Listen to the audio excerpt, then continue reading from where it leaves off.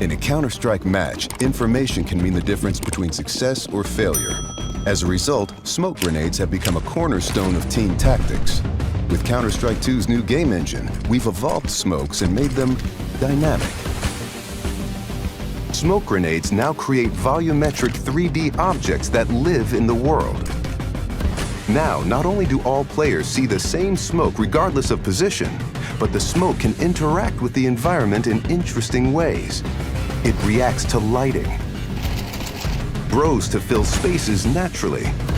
The shape of the smoke cloud can be pushed and carved by bullets and grenades. In Counter-Strike 2, smoke grenades provide even more tactical opportunities. They're just going to look and play better.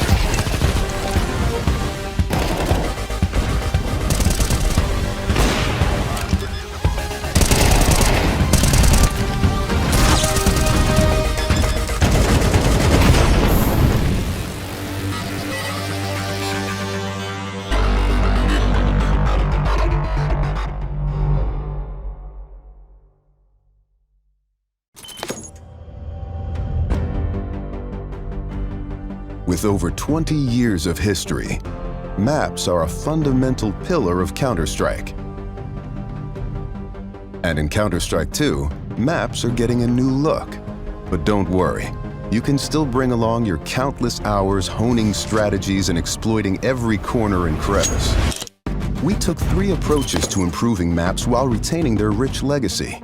First, there are touchstone maps. Classic maps with solid foundations that players can use to evaluate gameplay changes from CS:GO to Counter-Strike 2. These have improvements to lighting and character read, but otherwise haven't been changed. Next, we have upgrades. These are maps that use new Source 2 lighting, including a physically based rendering system that produces realistic materials, lighting, and reflections. And finally, overhauls. The oldest maps have been fully rebuilt from the ground up, leveraging all of the Source 2 tools and rendering features. These tools will be available for community map makers to make it easier to build, experiment, and iterate.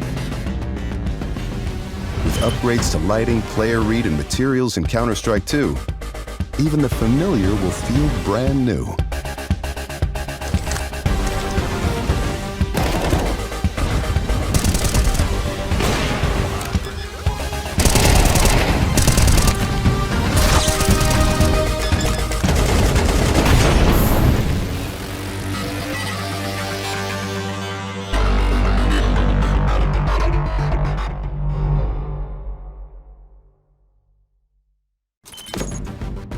Counter-Strike is known for its visceral and satisfying gunplay. Now, firing a weapon looks pretty simple. You click your mouse, your character shoots, your target takes damage. But there's a lot more happening behind the scenes. In previous versions of Counter-Strike, the game only evaluated moving and shooting in discrete time intervals, or ticks, and time between those ticks didn't exist. For the most part, the experience was seamless. But sometimes those milliseconds between click and tick could be the difference between landing or missing your shot. That's why with Counter-Strike 2, we're introducing sub-tick updates. Now the tick rate no longer matters for moving and shooting, so the server will know the exact moment you fired your shot, jumped your jump, or peeked your peek, and the server will calculate your precise actions between ticks. So what you see is what you get.